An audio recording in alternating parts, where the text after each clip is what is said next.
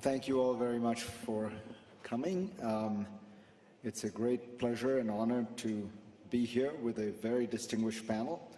I would also note that my cameras are here for my show, so I'm sure that on the subject of the international economy, there will not be huge outbursts of spontaneous applause or booing, but were you to have such an inclination, I would appreciate it if you would not do it, because the cameras will catch it, and it will not work so well for the television show.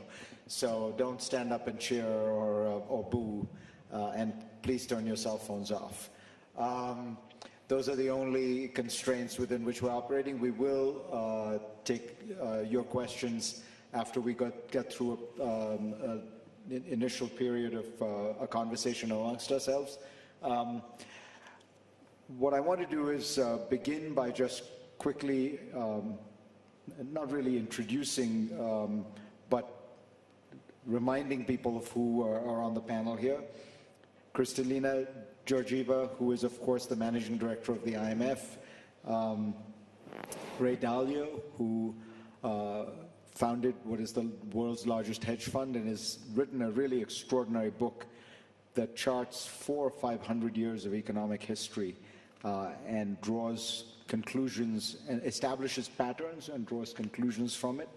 Andrej Plenkovic, the Prime Minister of Croatia, and Valdis Dombrovskis, the European Vice President for an economy that works for people. This is a new title, or at least as best I know, but better known as the EU Commissioner for Trade, which is a very powerful position, because people often talk about how Europeans are not united. Well, on one issue they are very united, which is trade, and they operate like a superpower in that arena. And so the world is really on trade issues, a tripolar world: the United States, the European Union, and China. What I thought we'd do is get a sense from this extraordinary and distinguished panel first, just where are we in terms of the challenges before the global economy right now.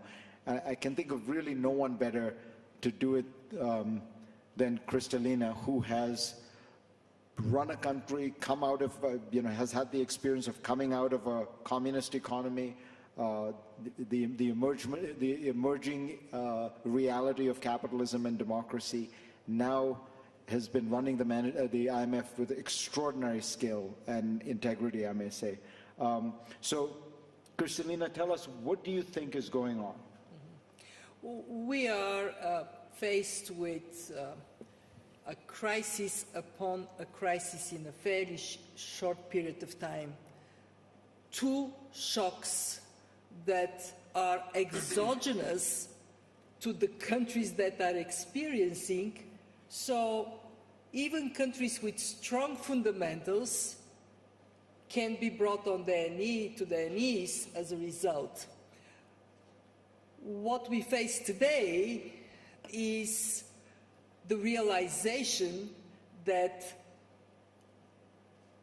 our interdependence is so high. Demonstrably, a virus in Wuhan forced us to press the pause button of the global economy for 2 years, and the unthinkable, a war in Ukraine, is causing hunger in Africa. We have downgraded our projections for growth in a short period of time twice. In January, why? Because Omicron caused tremendous disruptions of supply, and then in April, because of the impact of Russia's invasion of Ukraine, the sanctions that were imposed as a result. And since we downgraded the forecast from originally 4.9 to now 3.6%, three things happened: tightening of financial conditions, appreciations of the dollar, and further slowdown of China as a result of lockdowns. So further downgrades are not out of question. But I want to immediately say what worries us more is not the fact that we have these downgrades, because from 3.6% to get into negative territory for the world economy, there is a long way to go. What worries us more is the risk that we are going to walk into a world of more fragmentation, with trade blocs and currency blocs separating what was up to now still an integrated world economy. And here is the paradox. What did the two crises teach us? They taught us that we actually need each other, and we saw it with the vaccines. The only reason we are here is because we have a global vaccination program. They taught us that we have to find a pathway to work together, and yet the trend of fragmentation is strong. I lived on the other side of the Iron Curtain.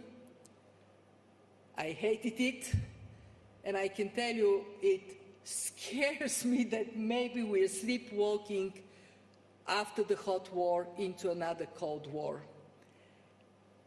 What is reality today for it? Reality is that we also learned from these two shocks that we need to pay more attention to security of supplies, because more shocks will come in the future.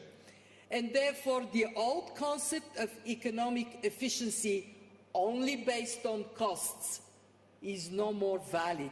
We do have to integrate security of supplies in that concept. But this need not take us to making our future one of more division and inability to sort out problems for which we need to be together. Take climate change as just one example. And in our view for it, what it would take is to actually be relentless in identifying what are the areas where we must and we can and we should continue to work together. So, Ray, you tell us what you think, how this fits in to the historical patterns that you've been studying so carefully.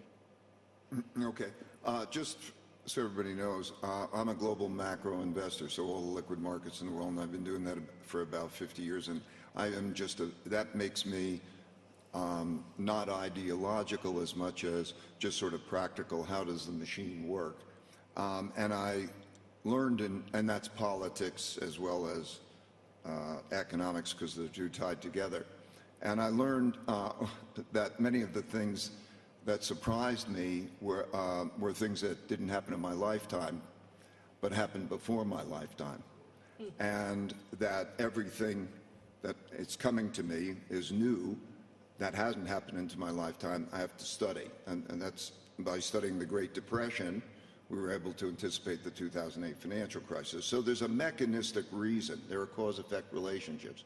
And three big things that are happening in our lifetime that haven't happened before, I needed to examine. And those three things, I think if we focus on them, they pretty much encompass most. Those three things are, first, an enormous amount of debt creation, which is debt that's monetized, that has to do with the value of money throughout history. It's been very much the case, in all cases throughout history, that when there's not enough money, there is then the creation of money. Rome, they had gold coins and they put other metals in it and they depreciated it and so on. So we have something that is going on with money, credit, and inflation. That's due to the fact that we don't have enough real money. Okay, that's one fact. The second is internal conflict. by measures. I like to have measures, and so there are lots of measures in this book. We have populism of the left and populism of the right that are irreconcilable differences. History shows that when the causes that people are behind are more important to them than the system is in jeopardy. And so if you look at populism, or you look at the size of the wealth gaps, or the values gaps, they're the largest since the 1930 to 45 period, and it's understandable. And the third is the great power conflict. We began our world order in 1945, and the pattern repeats all the time. There's a war. The winners of the war determine the world order, the rules of the game. That's why the United Nations is in New York and the IMF and World Bank are in Washington. And then you have the world order and the dominant power. The United States had 80% of the world's money. Money was gold. And it had half the world's economy, and it had a monopoly on military power. And as that power changes, then you have great power conflict. And so you're having these three things happen again for basically the same mechanistic reasons. And if you go back through history, you see that they repeat over it. So they have this cause-effect. So I think that when we look at the future and we calculate it for just year by year, we're now in 2022. We're in the part of, they always do it the same way. You have a downturn and they print money and credit because that's the way that you stimulate the economy and so on. It produces inflation. They tighten monetary policy. There's a trade-off. And there we are. Now, then you take that forward and you look at 2022. There's a political thing going on. We're going to have midterm elections in the United States. We're going to have a change in government, the 20th People's Congress in China, and so on. There's a political thing going on. And then you take 2023 and 2024, and with this populism, you're going to have possibly irreconcilable differences. In other words, it's entirely possible that neither side accepts losing in the domestic. And so when you have that going on, you need the historical context. So mechanistically, that very much looks the same. That's fascinating, Ray. And both you and Kristalina talked about this issue of governments being forced to act. And the principal way in which they've done it, particularly for the COVID crisis, but increasingly they're going to have to do it with the supply shocks and energy problems, is through providing subsidies of various kinds. Prime Minister, Croatia is seen as a great free market country. You are seen that way. How do you feel about all this free money being given to people and this debt accumulation? Thank you, Farid. Coming from the youngest EU member state, a country which is just about to attain the final criteria in order to join the Eurozone as of 1st of January 2023, and I thank Valdis, who has been helping us to navigate to a series of criteria in that respect, and also a country just about to join Schengen. I have to admit that this situation that we are all facing in the last 2.5 years has entirely altered the global agenda. This was supposed to be the decade of digital revolution or evolution, and the decade of green transition towards the global climate change goals. What did we do since last Davos? We were in pandemic, crisis management for 2 years. As soon as it was trying to eclipse a little bit from our attention, we have the Russian aggression on Ukraine, violating everything that we know about international law and international system as we know it, attacking brutally a member state of the United Nations, causing threefold crisis. One, greatest tragedy for the Ukrainian people and the incredible humanitarian refugee crisis. Second, leading to a spike of energy prices.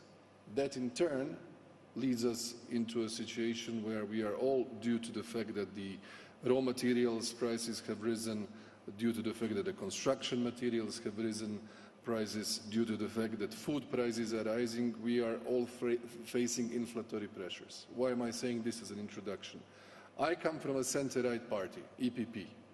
We are supposed to be free market economy, social market economy, liberty of entrepreneurship, responsibility of an individual.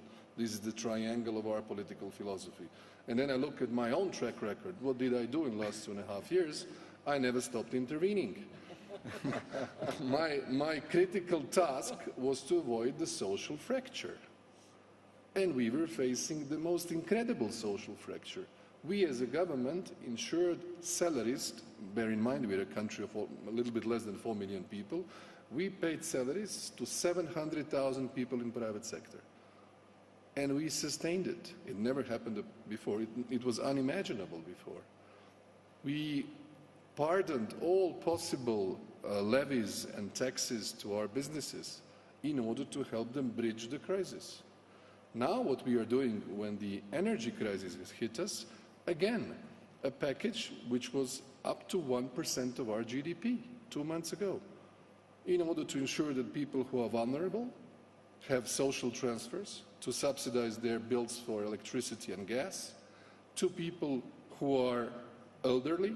We made a one-off huge investment for pensioners, putting down the VAT and other taxes, helping farmers, helping agricultural sector, helping households and micro, small and medium-sized businesses, because otherwise for them it would be untenable. And in that perspective, I think that we have all found ourselves, this was not only thanks to the Croatian funds or budget, it was also in the synergy of the European efforts. And I think that what my morale, what my message was, that we had a big problem with COVID and we had a big answer at the European level jointly. I think the EU Next Generation is a unique joint effort to help the citizens and the member states. Now, with the Repower EU, we are doing almost a like exercise of a smaller magnitude, but still with the objective that the state or the union at the European level serves its purpose. Now, the citizens can feel why the state exists in crisis and why the European Union is good and profitable actually for our citizens when they need it the most. Commissioner Dombrovskis, how should we think about the economic crisis that the Ukraine war has created? Kristalina talked about the dual crisis, and the most recent one, of course, is this economic crisis. It is the crisis of the war itself, but then the economic crisis created throughout the world by this war. What is the best strategy to deal with that economic crisis? First of all, we need to deal with root causes of the problem, and root cause of the problem is Russia's aggression against Ukraine. That's why EU was so determined to provide all necessary support for Ukraine to defend itself, to win this war. That's why we are putting lots of pressure on Russia. Already 5 sanctions packages are agreed and 6 sanctions packages being negotiated, because the faster we stop the war, among other things, the faster we stop the economic implications of the war, because there is a risk of this war getting both protracted if Russia manages, so to say, entrench itself in currently occupied territories, or there is a risk also of this war to spread, because Russian politicians, Russian propaganda are making no secret of willingness to invade also other neighboring countries. So from both point of view, it's important to contain Russia, and that's important from security point of view, but that's important also from economic point of view. Second, what was already said, one of the channels how economic crisis is affecting the EU and indeed other countries is high energy prices. And there, in case of EU, well, we have a dependency on Russian fossil fuels, and we need to get rid of this dependency. Well, we already have prohibited imports of Russian coal as part of the sanctions. We are currently discussing oil embargo, but I would say sanctions or not, we anyway need to move fast away from Russian fossil fuels, and for this, European Commission has presented a plan, a Repower EU plan, which outlines how to deal with this. If we go beyond specifically Russian fossil fuels, we see that in any case, fossil fuel prices are high globally, so it makes sense for us to move faster on the goals of the European Green Deal, phasing out fossil fuels altogether, moving to renewables, investing more in energy efficiency, in other measures which actually reduce our dependence on fossil fuels and volatility of prices of fossil fuels. So part of our strategy, Repower EU strategy, is to accelerate this rollout of renewables and accelerate the rollout of European Green Deal. In between, obviously, we need to mitigate the negative consequences, and then Prime Minister Plenkovic, other colleagues already spoke how it's done. Well, from the EU side, that's why we provide EU member states with flexibility, both concerning EU fiscal and state aid rules, so that EU member states have this room of maneuver to respond to the crisis and to support vulnerable households, to support companies. There, however, I wanted to sound a note of caution. Already now we see that budget deficits and debt levels are elevated in EU member states.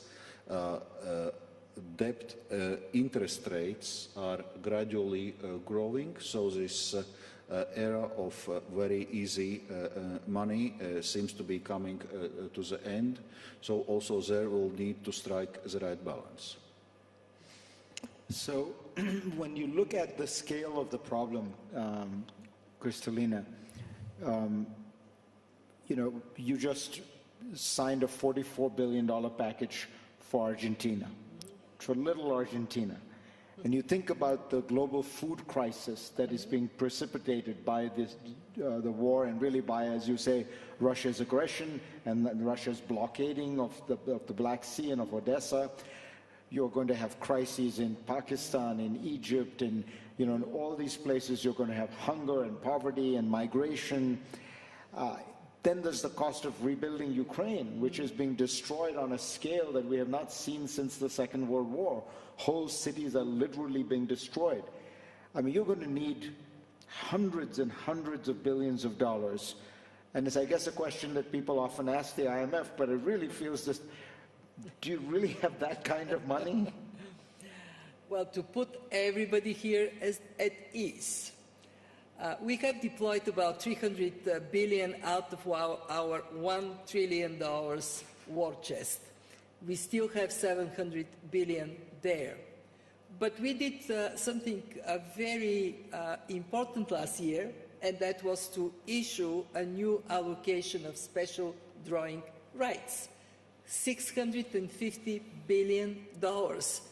For Ukraine, for example, that meant a $2.7 billion injection that does not add to that, because special drawing rights are this magic thing when we use the strength of all our 190 members to put forward reserves that is at no cost to anyone.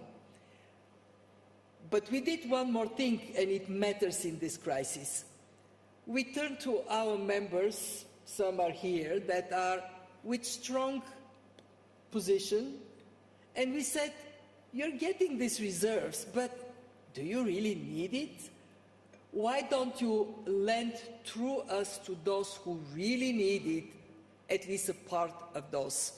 And we got so far over $60 billion, of which $40 billion we put in a very special thing to help address climate change called Resilience and Sustainability Trust.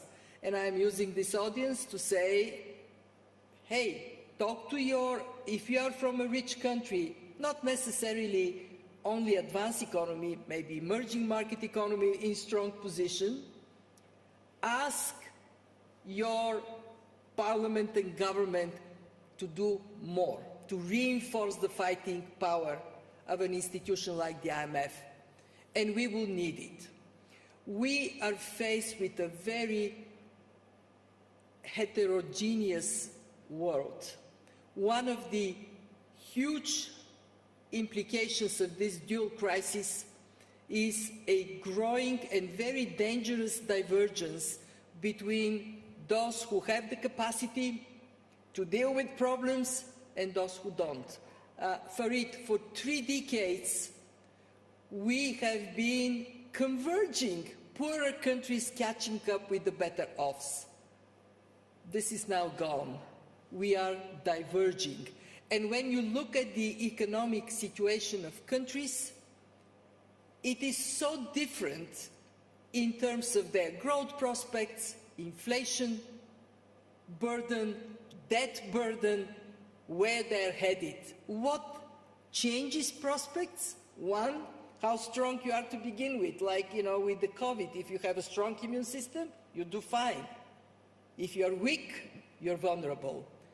Two, how close you are to the epicenter of the Ukrainian war. The closer you are, if you're Moldova, if you are a country right there, you're at high risk. Three, how much an impact this increase in fuel prices and especially in food prices has on you. Europe there is more vulnerable because it is more dependent. But think if you are in Africa or if you are Egypt or Lebanon or any of the sub-Saharan African countries. Your poor people spent, before these shocks, 40% on food. Prices of food double and triple. That virtually means people go to bed hungry, and a famine is not out of question. So not only we need to step up, but we need grants to tackle some of the vulnerabilities of the poorest countries. And this is where the SDRs are so good, because they are not adding to debt. Is it possible for the world to stand up to these challenges? Yeah, we produce more food than we collectively can consume. Are we doing it? And the sad answer is no. But we must. Yeah, I think the food crisis is one that really there is a way to achieve a certain kind of collective action, create a humanitarian corridor, move ships out of Odessa, yes. And feed the world. I mean, that would be the argument. Kristalina is right, Ray, that the IMF has this magic capacity. Most countries do not. And what we are seeing is very high debt burdens. I'm sure you remember in your days as an investor, the moment when Japan hit debt to GDP ratio of 75%, which was then the highest of any country in the advanced industrial world, and everyone said, "Oh my God, this is crazy numbers." Now this seems to be the low end of the norm. What is going to happen to all this debt? I think it's so really simple, and also if we look at history, so there's a mechanical. There's money. Money is now fiat money, so you can produce money and credit. So naturally, everyone is in a position that they needed more money. Where did they get the money from? If there was limited money, they'd have to get it from someplace else. But what they do is produce money. So central banks produce money. Where does the money come from? You could have it from taxes and take it from somewhere else. But that's difficult because people want to hold on to it, and they don't want to give it up. But nobody asks, where do we get do we have enough money? So, but we need more money. Everybody agrees we need more money to spend. But if there was a limited amount of money, we would say, where do we get it from? And we'd have constraints. But we're not like that. So what happens is naturally you're in the positions that you need more money, and so the central banks print more money, and then through all of this credit, everybody says we need more money, we got more money, but then we devalue money, it becomes less valuable, and surprise, we get inflation. Okay, shouldn't be a surprise. So when we're looking at the circumstances, we're now in a new era. You know, we wish that there's coordination. We've lived in an era where we were global, and the way resources were allocated was, where was it more cost efficient? So if it was cost efficient here, you'd send the capital, you'd build it there, and that would raise employment and so on. And that's what we've come to believe is a fair system. But that's only because we've gotten used to that. But if you go back and look at history and today, many people would believe that's not a fair system. So here we are in the fragmented world that we're in. And so the resource allocation system is no longer economic. The resource allocation is political and ideological. So when we ask ourselves and we wish for cooperation, it's understandable that we won't get cooperation because there's a risk, there's conflicts. There's an internal conflict of civil war. So how do we redistribute the wealth within our country? So we'll have it within the country. Well, there's a hell of a fight over that, right? And so there's the willingness to fight over that. And then the same is true internationally. So what is, you know, America first, or what is that in terms of that? And so I think we have to understand, we have to keep in mind that when we say we're going to cooperate or should, in a world where self-sufficiency, because we could go to war, becomes important, the efficiencies are no longer the most important things. Survival is the most important thing. The possibility of a war is an important thing. And it changes behaviors in ways that are logical, but maybe undesirable for those of us who are in a perspective that we believe that we should be in this together. And how do we work together? So I think it's all understandable. Okay, so that depreciates the value of money. We are going to have more conflict. We're going to have more inflation. Inflation causes domestic political conflict.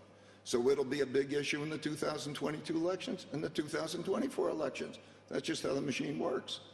And in the meantime, we have, and the war in the Ukraine and Russia, and with China is understandable in terms of a big, you know, the big powers conflicts. And so we see the world, if you read history and you see this happen over and over again, you see the world is now breaking up into sides. It's like there are allied powers and there are axis powers and there are neutral powers. And those ideologies become the dominant consideration. So it's entirely possible, for example, that we could see in China and so on, that it's no longer desirable or politically acceptable to do business in China. It may not be. Now you think about how intertwined the world economy is. 22% of American manufactured goods imports come from China. So not just imagine the implications for inflation and the inefficiencies. That's just mechanistically what's going on. So as a mechanic who is looking at next year and the year after and where we are in that thing, I'm just saying it's undesirable. And the unimaginable is becoming increasingly probable.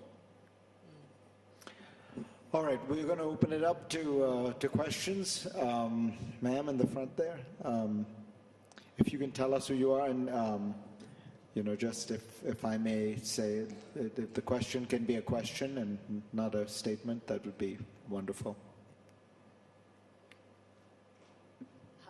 Alex Wallace. I run content at Yahoo. I have a question for Ray. Looking at historical precedent, what do you think the likelihood of a civil war in the United States is? I think that I'll first define a civil war. I think that it's reasonably probable that no side will accept losing in, now, what is that probability? I don't know. You could, maybe it's 50%, maybe it's even more than that. I don't know. That, I think it's probable, or there's uncomfortably high probability, that directions from the central government, rule of law and the Constitution, may not be followed. Supreme Court rulings may not be followed because individual states say that I'm not going to do that. It's like sanctuary cities. They say, I will not follow. I think what's happening now is that there is a movement from one state to another due to changing values and changing, that's producing a hollowing out in some states. And when that happens, because the rich move someplace or the ideologies are the same, it produces a hollowing out in other locations. You're seeing that in New York and Chicago, San Francisco, and other places. That exacerbates the gap. It exacerbates not only the wealth gap, but it exacerbates the ideological gap. And then when you get to that rule of law and respect and compromise don't exist, then you deal with power, and it becomes a power decision. And I think we're seeing this more and more, like Disney's issue with the state of Florida. You know, in the world mostly that I grew up in, it would be that they would respect, they have different views and you respect it. It becomes a power thing. State of Texas might not have Citibank issue the bonds, and so on. And it becomes more and more that kind of conflict. So it becomes a power thing. I think that's developing in that kind of a movement in that direction. That's a very scary thing, because when you don't have rule of law or you start to have fighting, it's a different world. I think there are signs of that, and history has shown through times that when there are these populism on the left and populism on the right, a populist is an individual who will fight for you, and so for each of the sides. And when they say, I'm going to fight for you, they fight to win, and there's no compromise. And so when you have that, history shows us that there's a loss of the middle. You can't be in the middle. You have to pick a side and fight on that side. So you could see in the French Revolution and the Russian Revolution and the Cuban and the Chinese and so many others, they lose the middle because you have to pick a side. And the way it's resolved is that there's a conflict, a war, and who has the power. So I think that these things are emerging. All right. Can we get somebody else have a question? I think if...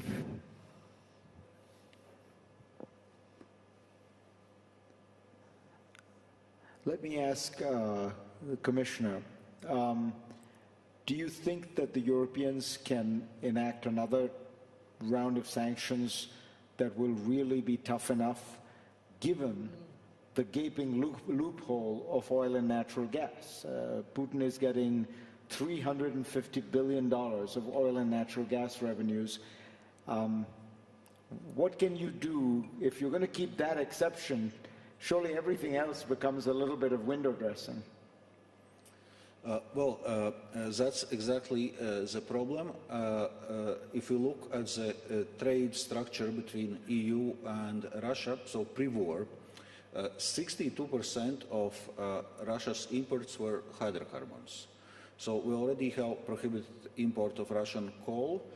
Part of the, and I would say central part of the 6 sanctions package is oil embargo.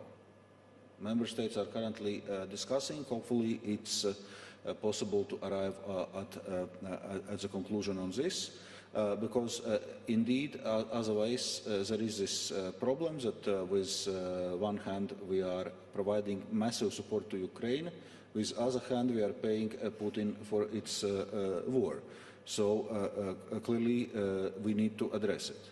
But as I said already before, sanctions are not strategic decision to move away from Russian hydrocarbons is already taken, and we're already working on this. And we also outlined plans, for example, how already this year we can reduce our dependence from Russian natural gas by 2/3 by diversifying the supplies and faster rolling out some other measures. Prime Minister, you have any thoughts on this? I think that the idea to gradually phase out from the Russian-based fossil fuels is a far-reaching political move. I think that we have all witnessed that Russia's aggression on Ukraine has made the European Union, NATO, more unified, more solid, more coherent, even appealing for countries to join faster. You see interest of some for the EU, and interest from some others on the NATO side because of the collective security of the Article 5. My firm belief is that the actual topic of this decade is energy.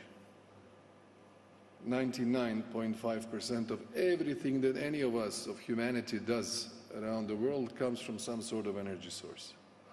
And what we are witnessing now, in the context of all the crises, everything we have mentioned, that we need to substitute the supply chain of different energy sources which have held their usual pipelines for decades. And what we have done as a country who is happy to have the Adriatic Sea, we were a little bit far-sighted last year, and we opened an LNG terminal at the island of Kirk, which has, in terms of supply of gas, altered our entire margin of maneuver in this context, not only for ourselves but also for Central Europe. I have the impression that the specific situation of some countries, and some are fully dependent on Russian gas, and some of them very much on oil, is an element that requires time for the alternative supply chains to be fully in function, the whole grid, and fully functional. But we should not take out from the equation the element of price. This is the key of this game now. And we are, of course, supportive as a country, and this is our line all along. And I have to conclude that we are facing a very polarized world, not only authoritarian regimes against democracies, but also huge polarization within democratic societies. And this has been exacerbated by Internet, who was originally conceived to bring to global citizens the best of humanity, knowledge for free. In an unregulated world, it sometimes, from an individual, takes out the worst. And this is the issue we will have to address with education, with very intelligent and dedicated way to avoid the negative sides of global connectedness, where anybody can say anything on anyone, including the organized harassment, including the misinformation, thus creating a new generation of young people who are, I would say, lacking filters and are prone to manipulation.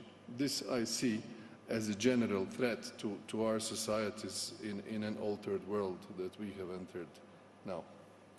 I want to ask you, Kristalina, to close on that theme, which is, you're somebody who came out of the Iron Curtain, out of you saw this new birth of freedom for your country, for yourself. Do you worry that we are moving backwards, that we are moving towards illiberalism, protectionism, fragmentation? Yes, I do. What we face are very, very starking different pathways ahead of us. One in which we manage to stick together as a world, and then we have a chance for the better standards to be seen by all and desired by all, as we did on the other side of the Iron Curtain. Or a world in which we close ranks within our little bubble. And as a result, two things happen. We are poorer. Just technological decoupling would cost us 5% of GDP at least.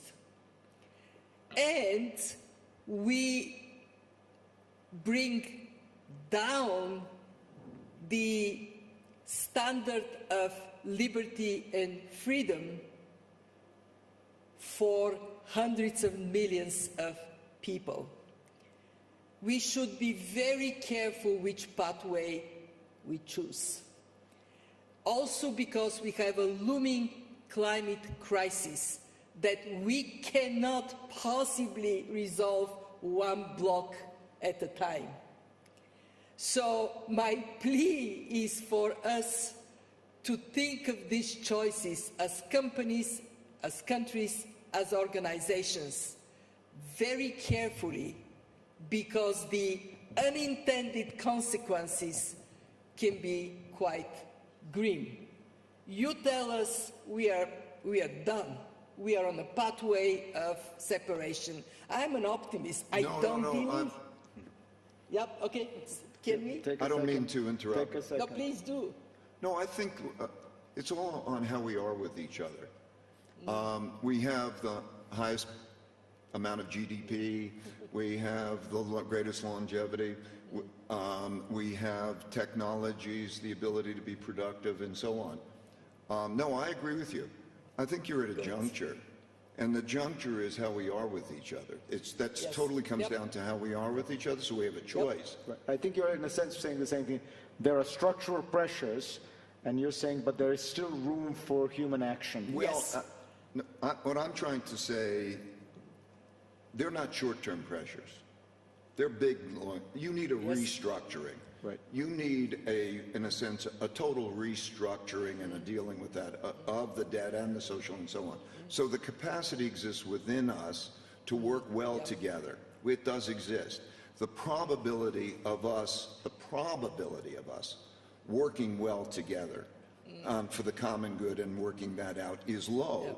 That's all I'm saying. But we have the power to do it. And we need you for it. We need the media to amplify the voices of reason. And also the fact that majority of people are good, maybe not perfect, but good.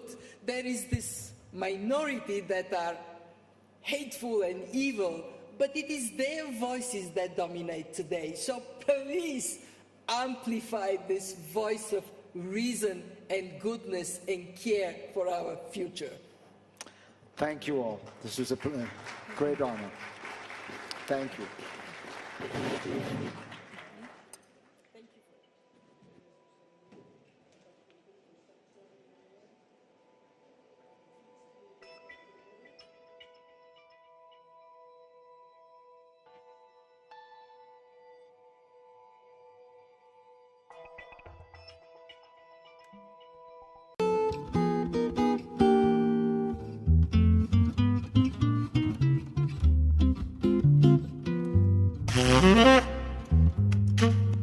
Mm-hmm.